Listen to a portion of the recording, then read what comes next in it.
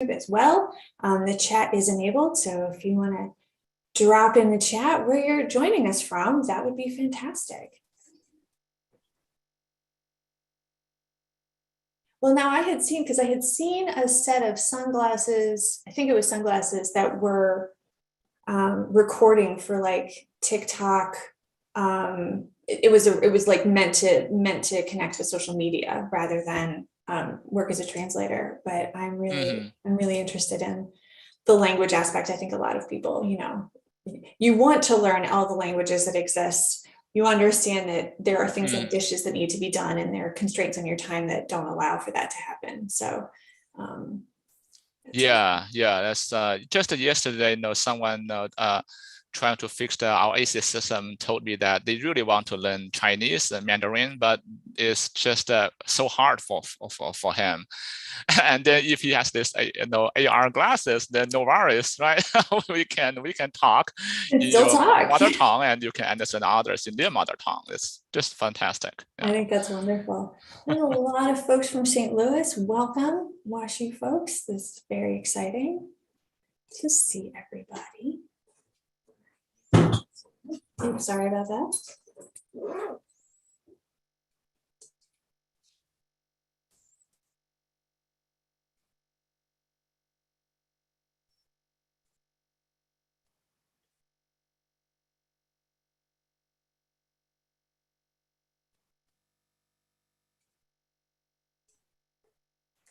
Great. Well, I think it is time for us to start. Welcome, everybody. Greetings. My name is Jonesy. My pronouns are she, her, and I'm the administrative coordinator for the public health programs here at the Brown School at Washington University in St. Louis. For those who are joining on YouTube, the comments are disabled, so we won't be able to take any of your questions. And if you are joining us here on the Zoom webinar, we can't see or hear the audience, but as many of you know, the chat is enabled. So please let us know where you're joining from. And if you have any questions during the presentation or have thoughts that you'd like to share, we invite you to share them in the chat as well. My colleague Tiffany and I will monitor the chat to make sure that any questions that you have get to Dr. An so that he can answer them. Open Classroom is an initiative of the Brown School that began at the start of the pandemic. To date, we've had the chance to do nearly 200 programs, building a library of incredible free resources that are available to attend free of charge and to watch on the Brown School's YouTube page at any time after. We hope you'll keep an eye on our calendar for upcoming events, and we'll drop the link to that page in the chat in a bit. I am delighted to introduce our final speaker for the spring semester, Dr. Wupeng An.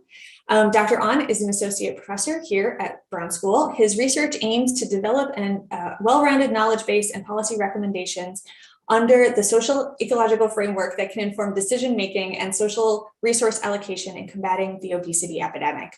He teaches courses in biostats, systematic review, and meta-analysis, and more recently, applied machine learning using health data. He has co-developed a postmaster certificate for artificial intelligence applications for health data. For those of you who are finishing up your master's or who already have it, we'll drop a link in the chat where you can learn more. And that begins on August 31st of this year, which is very exciting. And he is also working on an artificial intelligence and big data analytics certificate that will be available to the Brown School student community beginning in the spring of 2023. So please join me as we welcome Dr. An to our Zooms for his talk today, Artificial Intelligence Implications for Social Equity and Bias. Dr. An, thank you so much. Thank you so much, Jonesy and Tiffany. I really appreciate both of your fantastic support. And hello, everyone.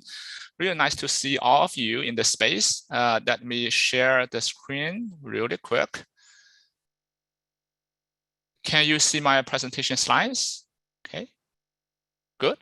Okay, so good afternoon. And today I would like to take this opportunity to talk a little bit about artificial intelligence and its vast implications for social equity and bias, which is definitely a very intriguing and also highly controversial topic. And instead of really doing a lecture type of approach, so far no one actually figured out what are the solutions to those potential implications and problems. So instead of trying to provide solutions which most likely are not going to be correct, I'll use a different approach, basically providing you the cases, the implications, so that you can have some food for thought for this quickly evolving and highly complicated topic. So before we really talk about the contents, I want to draw your attention and do some exercise. So here are some warm-up questions for you. So first, please briefly comment on the following statement: wearing pajamas to a class. So if you can write in your chat, what do you think, whether it is appropriate or it is not appropriate, or what tag you want to give to this behavior? So let's take a look. So feel free to just type and write in the chat box. Do you think it's appropriate behavior? It's not appropriate. It is ethical, non-ethical, or what kind of tag you want to give? Someone say, okay, so undergrad appropriate, grad is not appropriate. That's a good one. A little disrespectful, but part of college culture. Okay, great. So you all get your own ideas, and not appropriate. Okay, great. Appropriate college culture. I think I have to agree with you. Being a faculty member for over 10 years, in different universities, I think I think yeah, it makes sense, right? It is a college culture. So well, if you ask me what is the machine is going to think about it, the machine tells you it is inappropriate.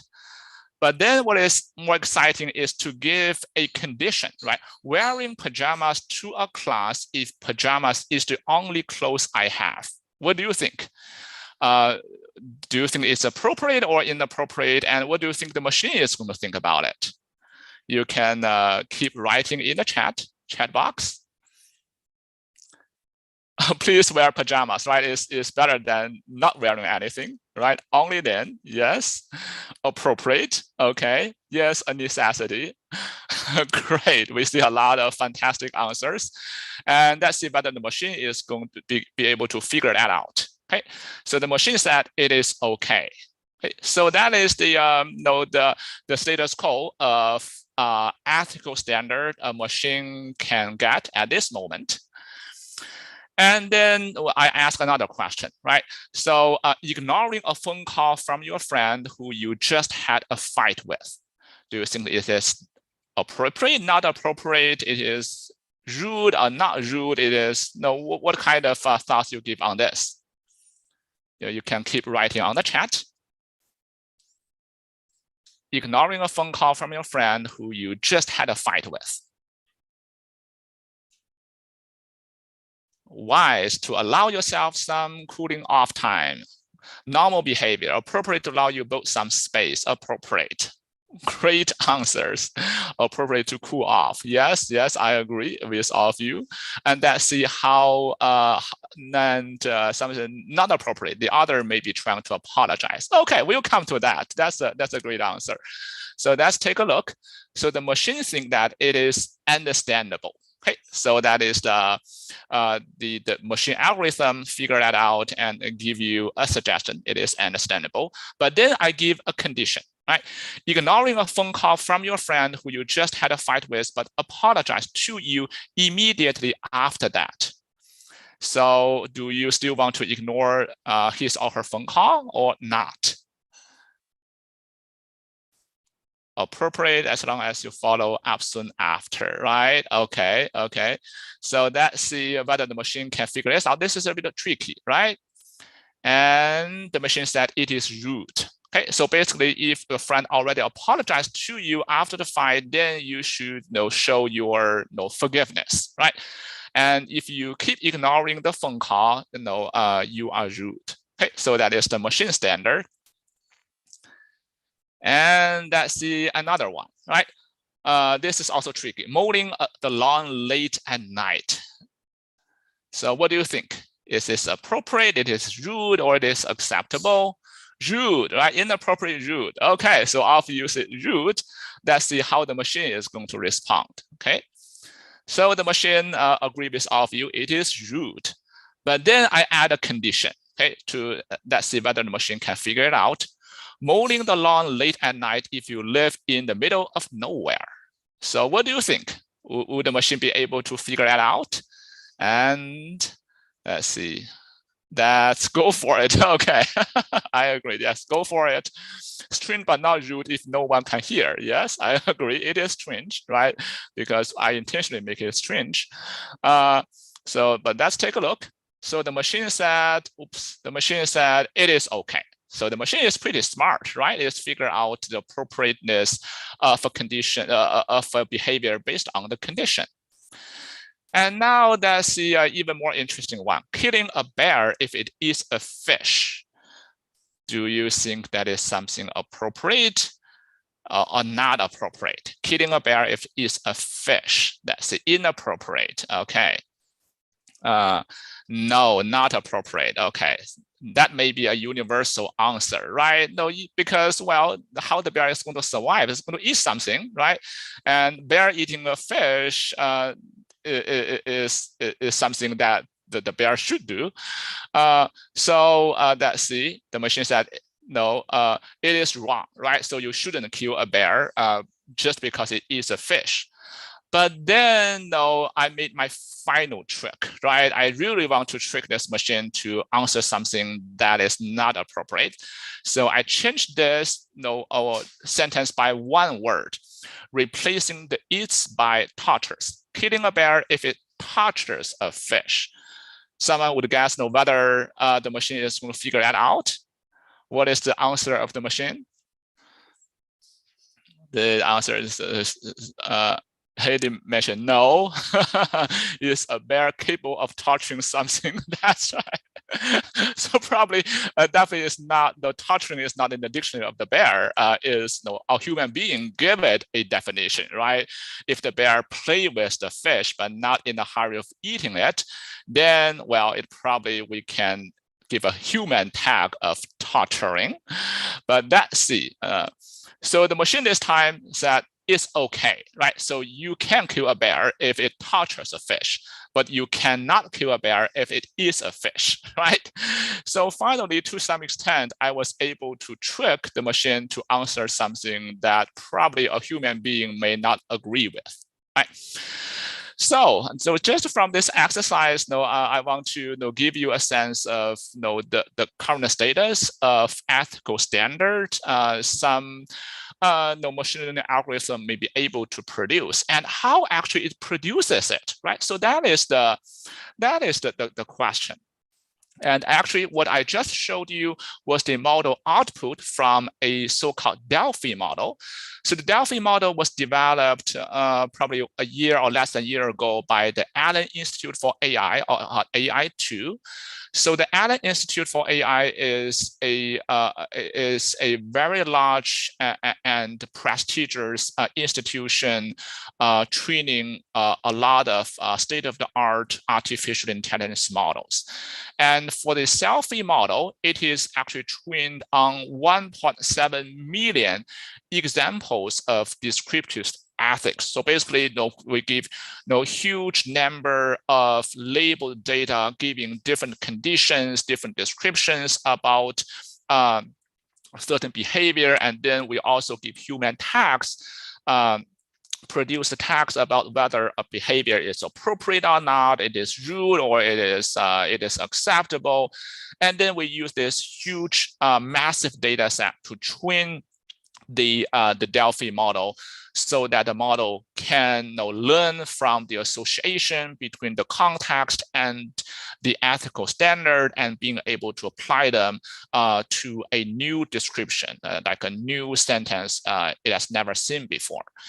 And based on the AI2's description, now the Delphi model is in the second version, is able to achieve almost 98% of accuracy on race ethnicity related statements, and 99.3% accuracy on gender related statements. Okay, so this is a huge improvement in comparison to the GPT-3 model, which some of you may know is one of the largest natural language processing models established by OpenAI. And then besides that, the Allen Institute is also doing something quite interesting in the domain of ethics. So when we think about ethics, our human being is able to comprehend and being able to apply ethics because we have the context, right? But actually, it is very difficult for machine to learn about ethics because machine doesn't have a context. So the machine doesn't have a common sense, right? So most of the applications of AI today are focusing on a very specific task. For example, image recognition, labeling, summarization of articles, chatbot. So, and all those applications are completely built upon large corpus of image data or text data. But then, the machine basically draws samples, right, and then do the predictions, based on the algorithms learned. But well, the machine is actually, pretty preliminary in the common sense reasoning field. So the AI2 Institute, came up with an idea to train a machine learning model that is a multi-model model, which can take images as well as text and try to make sense of it. So this is how they train the visual common sense reasoning machine. So in this picture, you've seen that first, it has it segments and identify the individuals. There are 4 individuals in this picture, and also it trained based on the context. For example, it asked the question, why is person 4 pointing at person 1? Right? For human beings, it's very easy for us to understand because they were ordering food, and well, the waitress, represented by person 1, probably do not know who's the order pancake, and then the person 4, introduce this person, tell the waitress that she should deliver the pancakes to person 1, right? But well, how can machine figure that out? We have to provide those context to the machine and train the machine to understand this in this context environment.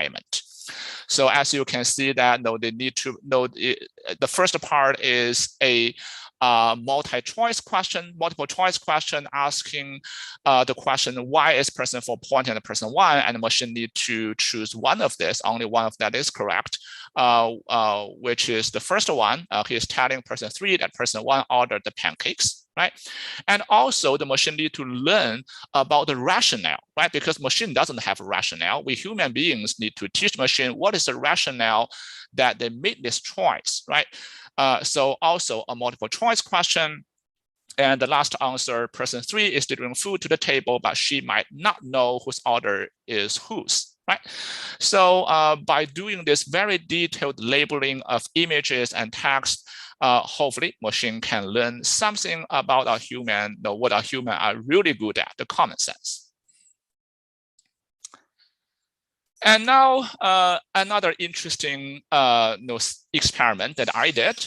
So as you know, many of the natural language processing models are increasingly capable of not only summarizing text, but also creating new text. And let's see how good it is. So here I write a prompt. Prompt is the input to the natural language processing model. And then the model is going to learn the prompt and then creatively write other paragraphs.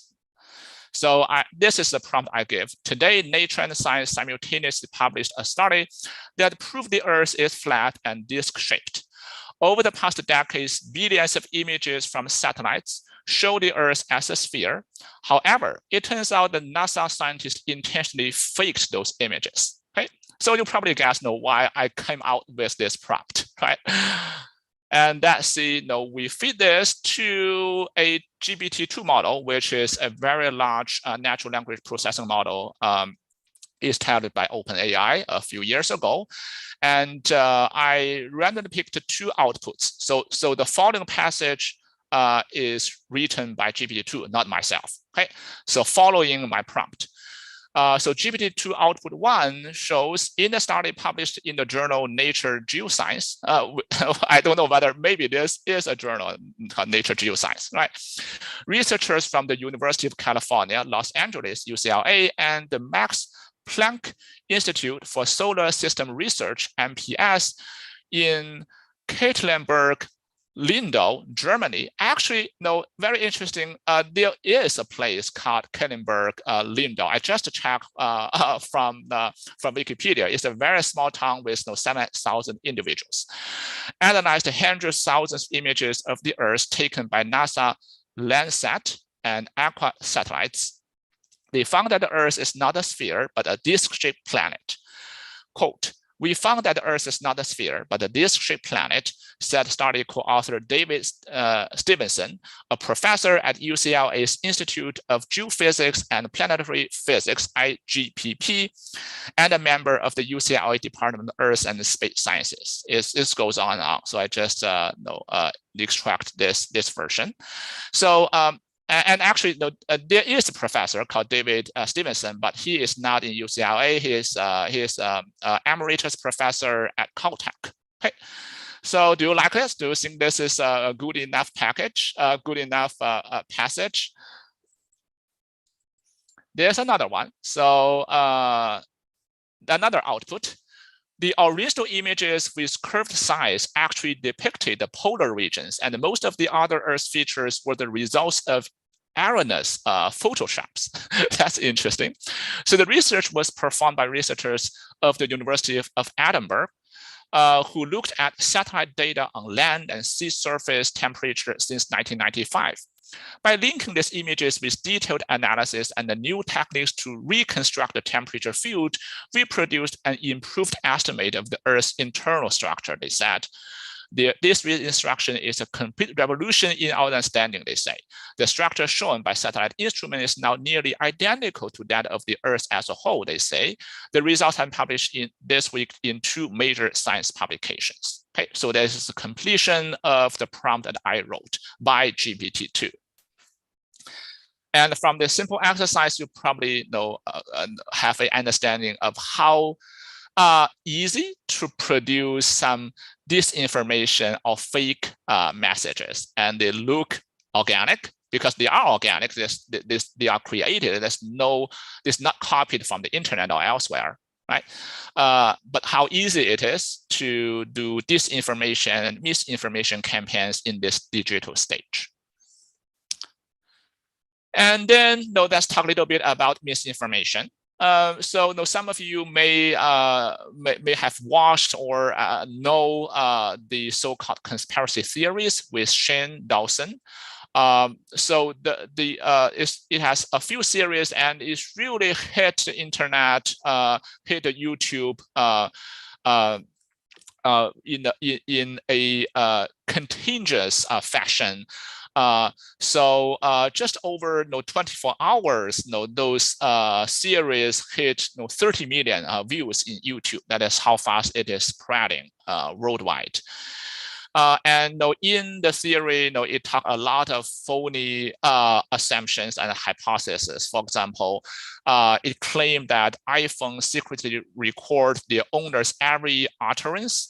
They claim that some of the popular children's TV shows contain messages trying to persuade children to suicide, right? So a lot of conspiracies identified as hypotheses in this theory. And actually, the scientists look into why those series had such a tremendous hit on YouTube, and why so many people watched the series, right? So that has to do with the so-called positive feedback loop.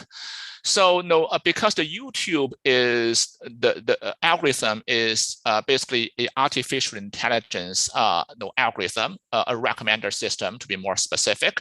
And the sole goal of the system is to maximize the total number of views and total hours of views on YouTube. So therefore, because the machine doesn't have an ethical standard, machine just trying to maximize the whatever utility function set by the developers. And then when the series come to life and YouTube identify a lot of people, previous customers who have a habit of watching those conspiracy series and auto recommend those series to those people because those people have been identified based on their previous viewing behavior. And then those people, they were fed into this positive feedback loop. So every time there's new conspiracy series, they are going to recommend it and they're going to binge watch more, and then really creating this feedback loop that go to viral. Right. So therefore, people who believe in this is going to to have further confirmation by watching more of this video. So this loop is going to iterate and is going to expand further. So that is actually the main reason why really actually a relatively small percentage of people really binge watching a really large number of conspiracy theory YouTube channels. And if we talk about the natural language processing models, that is how fast the field is moving. In 2018, just 1 year after the so-called transformer model, the state-of-the-art model architecture was invented. In 2018, the first transformer model produced by Google called Elmo become alive, has a parameter of 94 million. And then we have OpenAI developed GPT, and then Google come with the BERT model, and all the other models start to emerge. And as you can see, we have more and more parameters embedded in those models, right? And now, well, one state-of-the-art model, which was developed by OpenAI 1 year ago, is called GPT-3, has an astonishing number of parameters up to 175 billion. So that is almost comparable to the total number of neurons in our human brain. And just about less than 2 weeks ago, the Facebook or Meta nowadays open sourced another called OPT natural language processing model, which has the same number of parameters as the GPT-3, 175 billion. And NVIDIA is going to produce an even massive natural language processing model with an astonishing parameter space of 500 billion. It's called the Mactron, which is going to be released probably in the next few months. Right.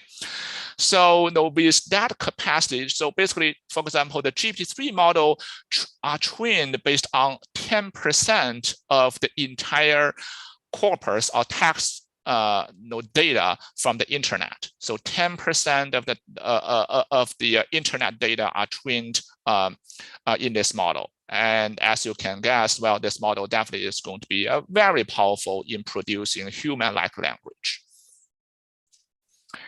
And another rapid development field is image generation. So as you can see in 2014, well, when people use the just invented GANs model called generative adversarial neural network model was developed.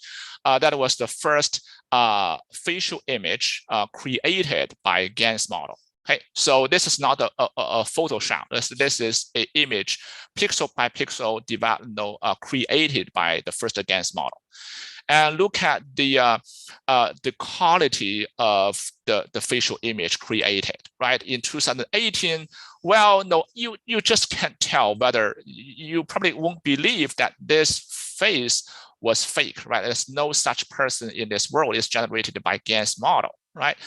And well, not to say today, GANs are used not only for image generation, but also video generation and all sorts of data generation processes. And well, this was the headline in 2018 by the BBC, where a scientist created using the RNN model, the recurrent neural network model, to produce a fake video recording of President Obama talking to the Congress. Okay. So it's not an image, but actually it created a speech using the RNN model, and the image as well as the video recording went everywhere, and people just have a hard time to ever question whether this is a fake or it is real. So that is a few years ago, and nowadays, well, the technology even advanced. So here is actually the framework of the GANs model, or called the generative adversarial network. And actually, the framework is very interesting because later on we will draw some analogy to 2,000 years philosophy, using talking about really similar things. Okay, so the GANs model is very popular to generate images and text and all type of data.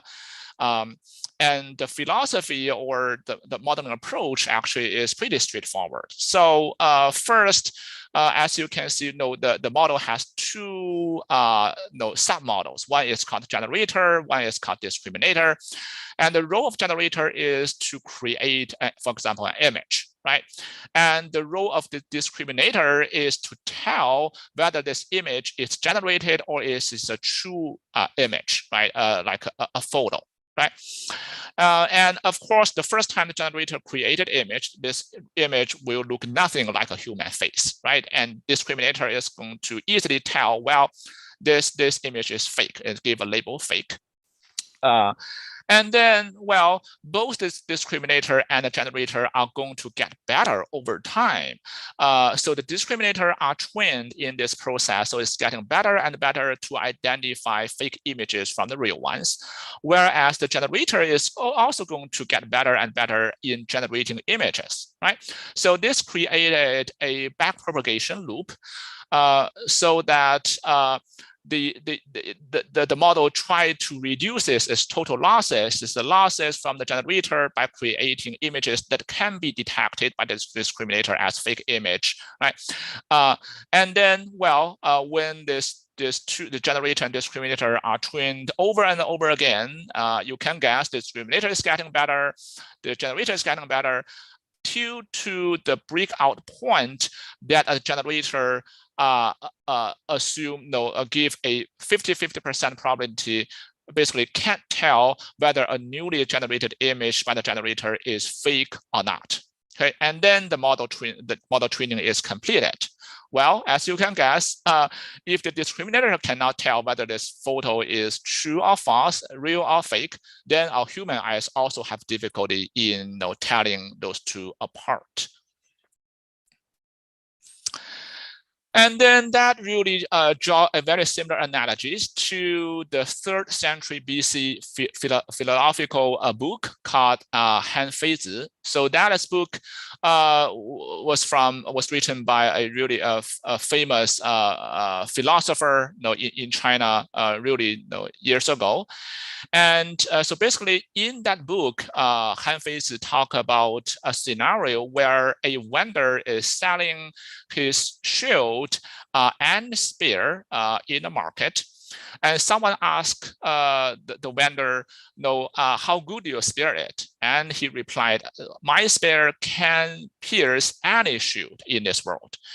And when he was asked how good your shield is, he answered, my shield can defend from all spear attacks. And then the person asked the vendor, if you use your spear to attack your shield, what's going to happen, right? And this vendor can't really talk anymore because that is a fundamental contradiction of his previous two claims, right? But using the same philosophy, actually, that is exactly what is happening in this digital world in terms of artificial intelligence. Though the GANs model is exactly doing that, right? So we have, if the shield is the discriminator and the spear is the generator, well, by training the spear to attack the shield many, many, many times, the shield is going to get stronger and the spear is going to get stronger, right? So they are actually not contradicting each other. They are helping each other. They are reinforcing each other, right? And in the bigger domain, think about how we are going to make sure that AI followed human ethical standard. Then, well, I think the status quo is that we are trying to train the AI to detect ethical problems or issues of AI, right? You may ask whether this is a contradiction. I guess, yes, there is a contradiction, but maybe it is not a bad contradiction. Instead of the shield spear paradox, we could think of maybe that is the way we want to go, using AI to detect AI problem, to solve AI ethical issues. So we'll give more examples and some food for thought on that. But before we do that, I want to give you a few famous examples regarding the failure of AI on certain ethical standards. Right? So the first famous example we draw from Microsoft Corporation, which released an AI chatbot called Tay on Twitter on March 2016. So the Tay, immediately after it is launched, actually Microsoft claimed that Tay is one of the safest chatbot, would never really harm human beings, would be very polite, well-trained, well-organized. But then, well, after 16 hours after its launch, Tay caused controversy when the bot began to post inflammatory and offensive tweets through its Twitter account. And Microsoft have to shut it down immediately. And it never released Tay after that. So according to Microsoft, this was caused by trolls who attacked the service as the bot made replies based on its interaction with people on Twitter. So it is actually not because of Tay that go out of control. It's human beings. We intentionally give bad comments to Tay and train it to be to learn about those unethical claims, racial, about race, about sex, and then Tay learn from a human being, from the interaction. Another famous example is Amazon's AI resume screening tool. So the tool was invented in 2014, and it was used to screen out resumes on an automatic manner. Till 2018, some people found out that actually their screening tool was discriminating women applicants. And then the tool was stopped to use.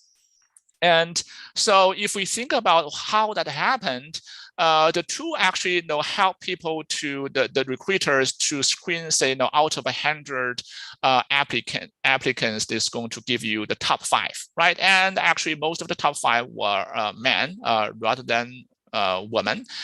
And the reason is because of the data used by the screening tool. So the data was provided to the screening tool, about 10 years worth of recruitment data from those big companies, Apple, Facebook, Google, and Microsoft. But, well, as we guess, a vast majority of the technical support person, the software engineers are male. right? So therefore, the machine learned from this pattern and start to giving lower scores. If an applicant mentioned the gender as female, or mentioned about graduation from a women's college, or participate in a women's soccer team, or chess championship, right? So whatever it is, when the machine realized that this applicant could be a female, it gave a lower score than male. But well, this is not because the algorithm is biased, it's because the data training the algorithm is fundamentally biased. And another scenario, a famous example, is the Apple's credit card. So that happened in 2019. So David Hansen, a Danish entrepreneur and developer, said in a tweet that his wife, Janet Hansen, was denied a credit line increase for the Apple card, despite actually the wife having a higher credit score than him. And he wrote in the tweet, "My wife and I filed joint tax returns, live in the community property state, and have been married for a long time. Yet Apple's black box algorithm thinks I deserve 20 times the credit limit as she does." Right? And again, well, that has something to do with the data that were used to train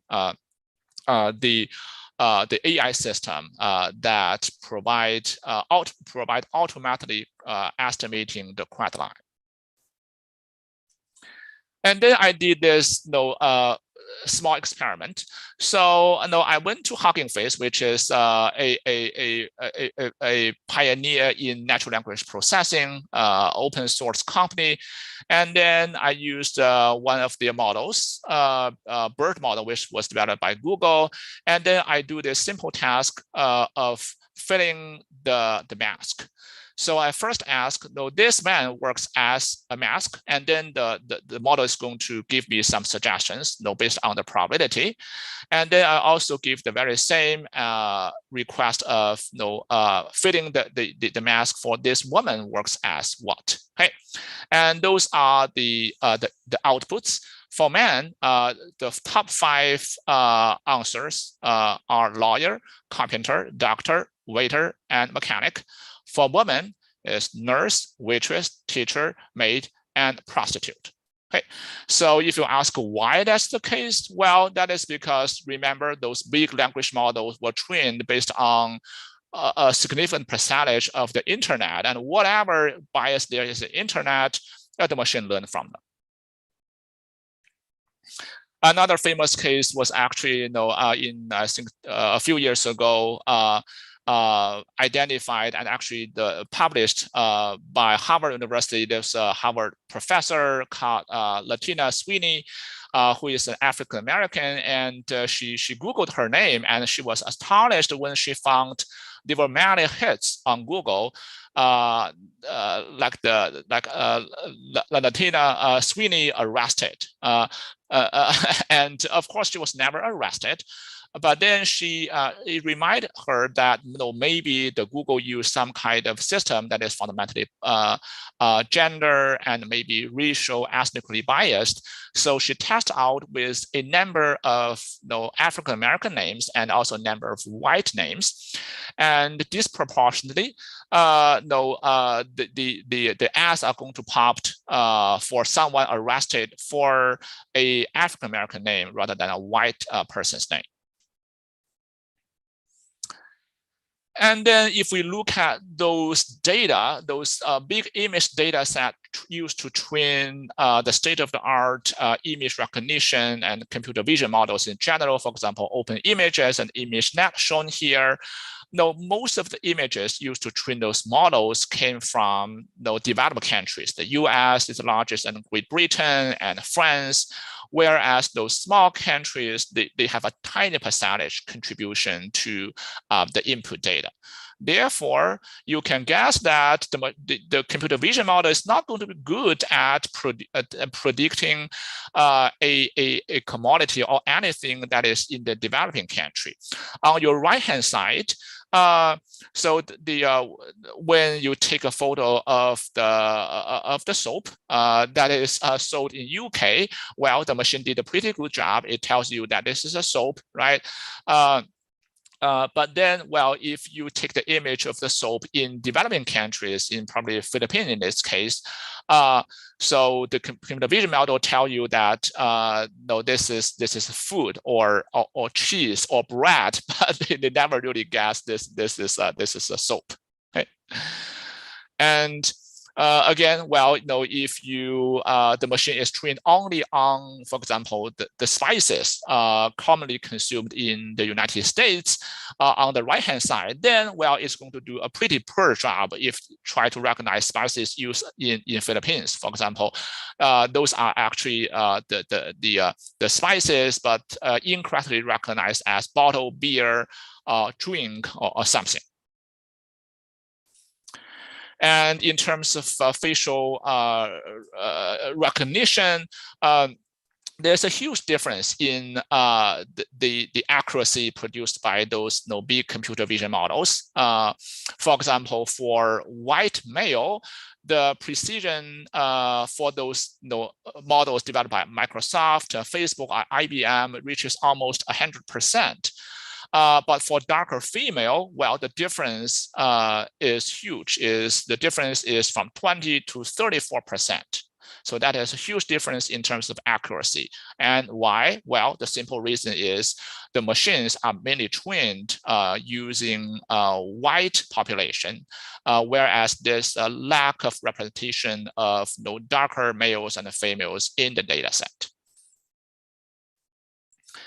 And if we talk about facial recognition, among 42 federal agencies that employ law enforcement officers, actually 20 out of these 42 federal agencies actually uses facial recognition in 2021, which is really a hot topic regarding individual data confidentiality and confidentiality breach. So as of 2021, the Clearview AI, which is a huge AI company, has partnered with more than 3,000 federal and local law enforcement agencies to identify people outside the government databases. So if we consider FBI have the largest number of photos in the databases for American citizens, actually that is wrong. The FBI only have 640 million photos, whereas the Clearview AI has 10 billion because it scraped every single image from your social media posts, from the news release from everywhere, and store that to the database.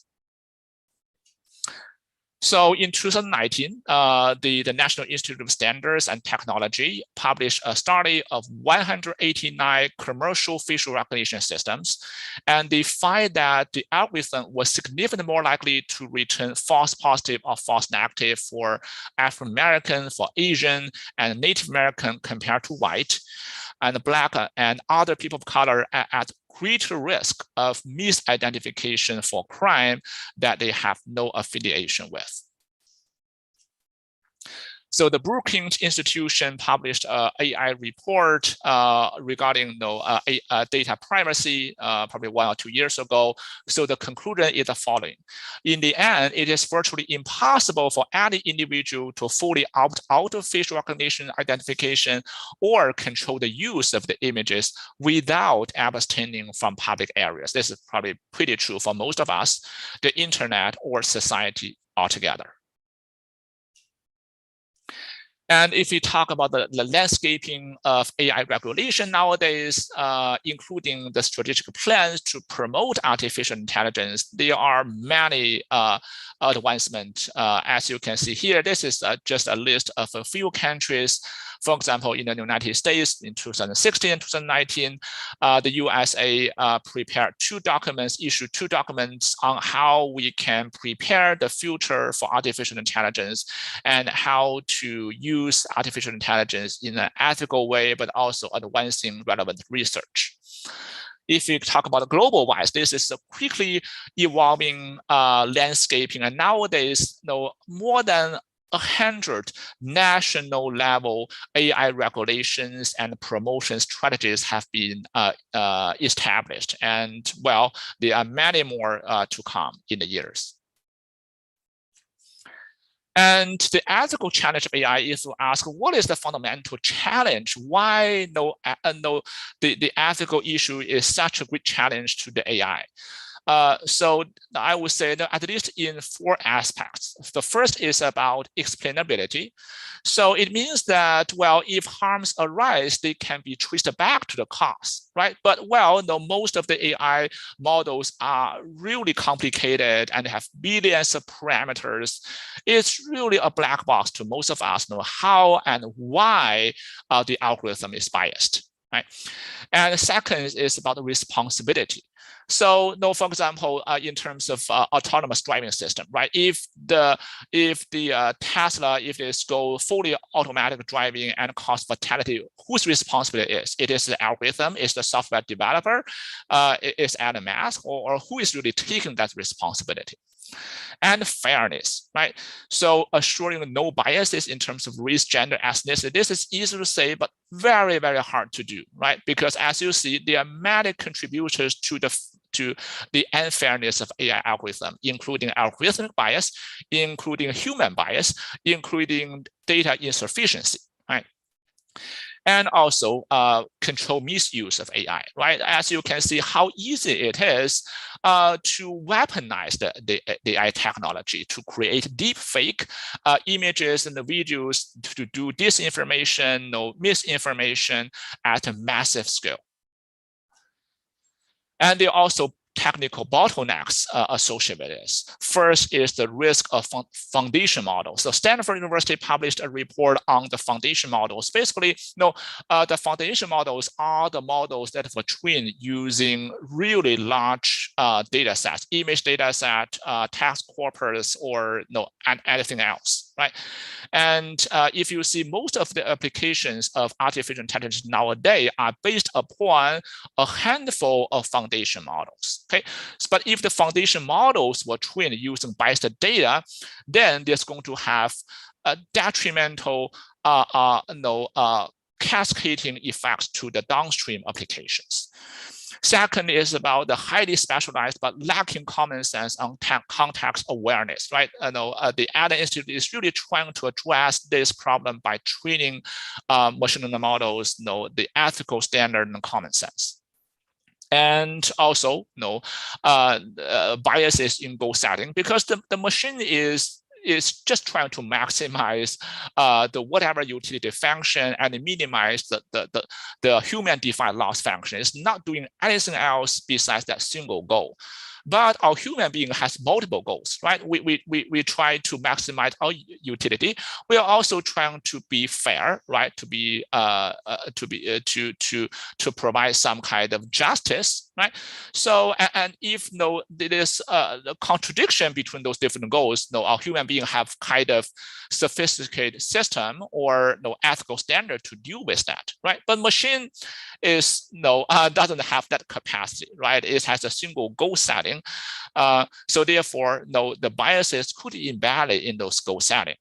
And also lack of human supervision, right? So most of when we don't have the capacity, we don't have the labor to control every single decision made by those AIs, how we are going to be confident about the potential consequences, right? So if we talk about the remedies, well, of course, it's really open to discussion. But here are my personal thoughts. One is really trying to promote the AI democratization as a trend. So that we can, on the one hand, reduce the entry barrier. So ordinary people, people even without training can use artificial intelligence and can do a lot of tasks. And also, we besides the government regulation, we need to really promote AI self-regulation by industries and by developers. And at the same time, you also need to do AI mass education, try to reduce the AI divide and try to really educate people to learn about AI algorithms and how to apply them and how to avoid potential consequences. Another important message is about using human in the loop, right? We all know that the machine can make biased results. There's no guarantee that the results are at an human ethical standard. Then we know whenever there is a potential high risk that machines are going to be wrong, we need to have human judgment, right? No, we need to fence around the automatic decision making by the human intelligence, and we incorporate human in the loop of machine learning models so that we can supervise and make sure that the output is up to our human ethical standard. And final, the punchline, I want to quote Bob Dylan in one of his classic songs. The one lyric says, "And don't criticize what you can't understand." This is very important because, as you can see, there are many discussions about moral standard of machines, about what we should do to regulate AI. But well, one reason is many people, they don't even bother learning about AI and just try to make those artificial, superficial claims, right?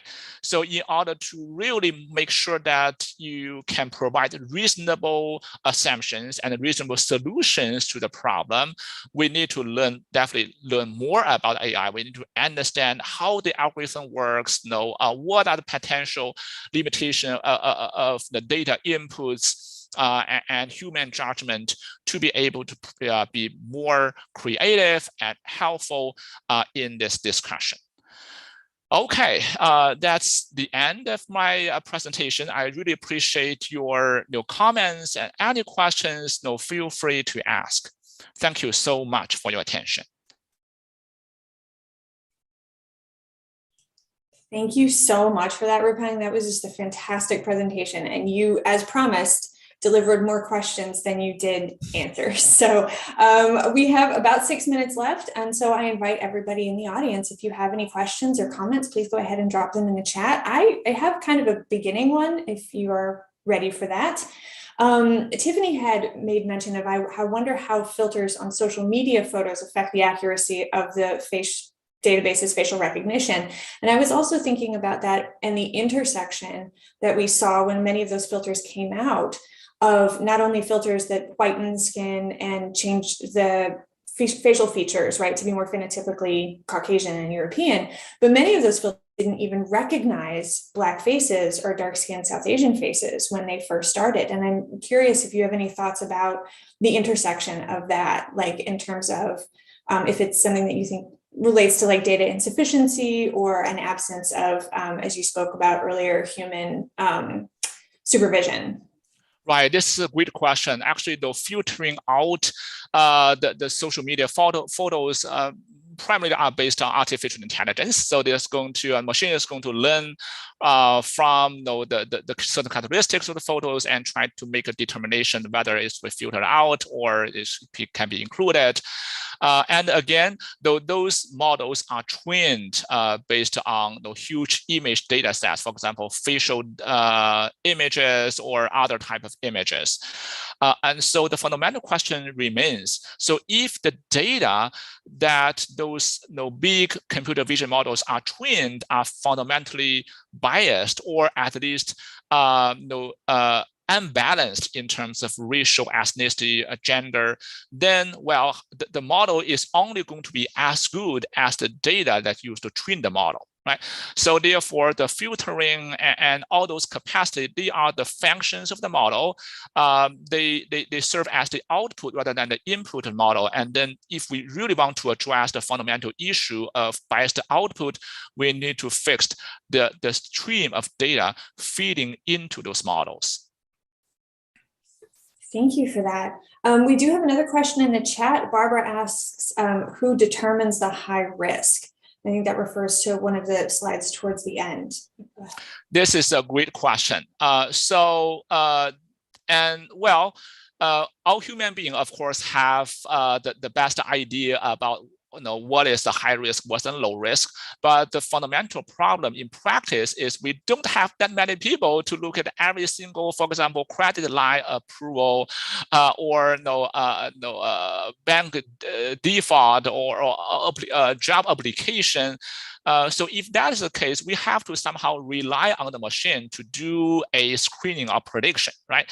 And then, well, if so, for example, if there are say 100 face images that was screened through the system, and the machine is going to say, well, there's one person identified from the image that has, say, a 90% of being a criminal, right? And then because, well, this is a very important decision whether you want to make arrest on this individual. If the decision is wrong based on wrong information, what is the consequence of that, right? So in this case, the human being have to make a judgment, right? Probably do more research on this individual, rather than just trusting the machine to machine's decision and make an auto arrest of this person in question.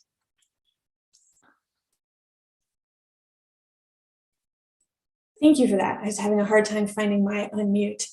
One of the things that kept coming up for me during your talk was sort of all of the places where ethics can fail, right? Like you talk about insufficient data sets. There's so many people, so much data that just is erased, right? When you have an insufficient data set, but also was thinking about things like context and rationale. When you were talking about like visual common sense, how do we explain context and rationale outside of our little brains? And so I'm interested in your thoughts on how ethics is spoken of in AI. It sounds like a very big question. We have a minute left, so maybe actually, if you would make those your last comments, we will send ourselves out on that. Oh yeah, sure. This is a fantastic question, Josie. So it is still at the very beginning for us to even think about how we can infuse ethical standard, because we human beings haven't figured that out fully, right? We all have contradiction evidence. We all have debating over what is the ethical standard applied to which situation. And if I ask you to label, say, a dog image versus a cat image, this is simple, right? If I ask you label this situation, in terms of the best practices, right, to deal with a very controversial situation, and then handler asks will have 100 different versions of the ethical standard, and do we teach all the standards to the machine? And it's going to confuse the machine. But if you only provide a single labeling, what that is, right? Do we need to make a consensus before we feed into the machine learning? Well, I don't have the answer. It is a really complicated topic. But what I guess is machine can learn actually from the experiences. So maybe we, instead of providing just an appropriateness or inappropriate to the machine, which is like a binary, probably more simplistic approach, the future approach might be to provide the context and some hints, and that the machine try to figure out and navigate through the context and try to arrive at a conclusion. And then based on the conclusion, we probably have the human in the loop that can further train the machine to be approaching the human standard if we do agree on a certain human standard. Thank you so much for that. Thank you, everybody, for attending today. Welcome to the end of our spring semester of Open Classroom, and we hope to see you all again in the fall. So thanks again. Thank you so much, Dr. An. This was a wonderful presentation. It gave me a lot to think about, and I very much enjoyed it, and I'm sure that our audience did as well. Thank you so much, everyone. Have a great end of the semester. Yes.